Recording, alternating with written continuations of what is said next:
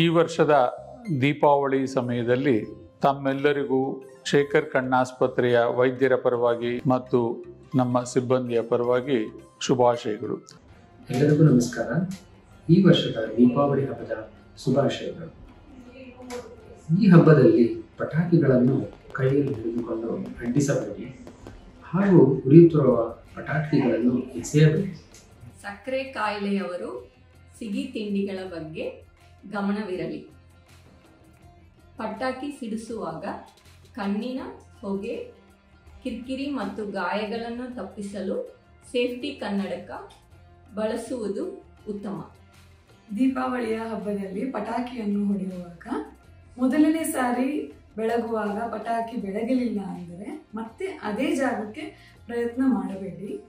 ಆ ಜಾಗವನ್ನು ಬಿಟ್ಟು ಮತ್ತೆ ಅದರ ಸ್ವಲ್ಪ ದೂರ ಬೇರೆ ಜಾಗದಲ್ಲಿ ಪಟಾಕಿಯನ್ನು ಬೆಳಗಿಸಿ. ಇದರಿಂದ ಕಣ್ಣಿಗೆ ಅಥವಾ ಮುಖಕ್ಕೆ ಆಗುವಂಥ ಗಾಯವನ್ನು ತಪ್ಪಿಸಬಹುದು.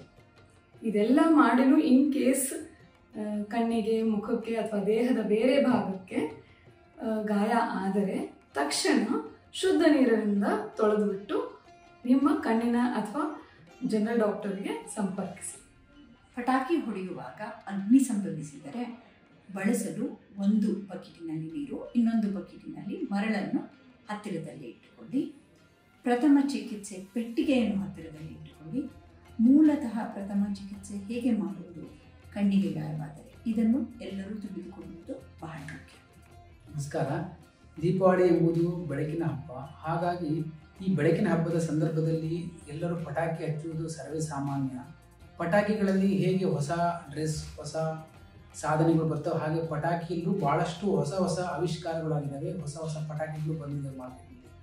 ಇದನ್ನು ನೋಡಿ ನಾವು ಕುತೂಹಲದಿಂದ ಅದನ್ನು ಹಚ್ಚಬೇಕಂತ ಒಂದು ಆಸಕ್ತಿ ತೋರಿಸ್ತಾರೆ. ಆದರೆ ಈ ಸಂದರ್ಭದಲ್ಲಿ ಆ ಪಟಾಕಿಯ ಬಗ್ಗೆ ಹೆಚ್ಚಾಗಿ ನಾವು ತಿಳ್ಕೊಳ್ಳದೆ ಭಾಳಷ್ಟು ಆಕ್ಸಿಡೆಂಟ್ ಆಗೋ ಸಾಧ್ಯತೆ ಇರುತ್ತೆ. ಯಾಕಂದರೆ ಅದು ಹೊಸದಾಗಿರೋ ಪಟಾಕಿ, ಅದು ಹೇಗೆ ಸಿಡಿಯುತ್ತೆ, ಎಲ್ಲಿ ಹಚ್ಚಬೇಕು, ಎಷ್ಟೊತ್ತು ದೂರ ಇರಬೇಕು ಅದು ಗೊತ್ತಿರಲ್ಲ. ಹಾಗಾಗಿ ಇದ್ರ ಬಗ್ಗೆ ಹೇಗೆ ಮಾಡಬೇಕಂದ್ರೆ ಟಿಪ್ಸ್ ಏನಂದರೆ, ಆ ಪಟಾಕಿ ಎಲ್ಲಿ ಖರೀದಿ ಮಾಡ್ತೀರಾ, ಎಲ್ಲಿ ತೊಗೊಳ್ತೀರಾ, ಆ ಅಂಗಡಿಯ ಒಂದು ಮಾಲೀಕ, ಆ ಒಂದು ಇವರಿಗೆ ಕೇಳಿ, ಆ ಸ್ಟೋರ್ನವ್ರಿಗೆ ಕೇಳಿ ಇದು ಹೇಗೆ ಹಚ್ಚಬೇಕು, ಇದು ಎಷ್ಟು ಸೇಫು, ಮಕ್ಕಳು ಹಚ್ಬೋದಾ, ಇದನ್ನು ತಿಳ್ಕೊಂಡು ಆಮೇಲೆ ಅದರಲ್ಲಿ 2 ಮ್ಯಾನ್ಯುಯಲ್ ಇನ್ಸ್ಟ್ರಕ್ಷನ್ಸ್ ಇರುತ್ತೆ, ಅದನ್ನು ಓದ್ಕೋಬೇಕು.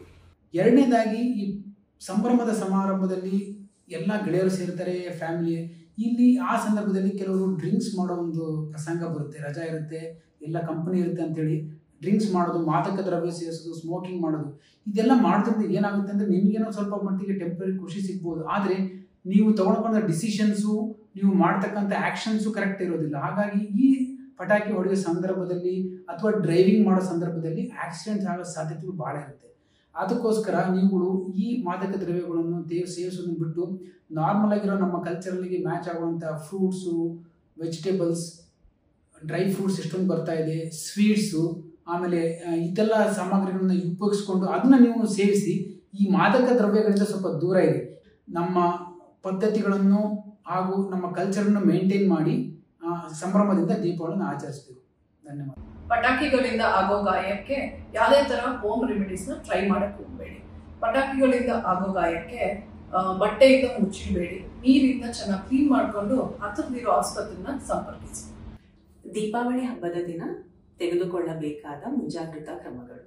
ಮೊದಲನೆಯದಾಗಿ ಪಟಾಕಿ ಹಾಗೂ ಸುರುಸುಬತ್ತಿಗಳಿಂದ ಸುರಕ್ಷಿತ ಅಂತರದಲ್ಲಿ ಇರಿ ಹಾಗೂ ನೇರ ಸಂಪರ್ಕವನ್ನು ತಪ್ಪಿಸಿ.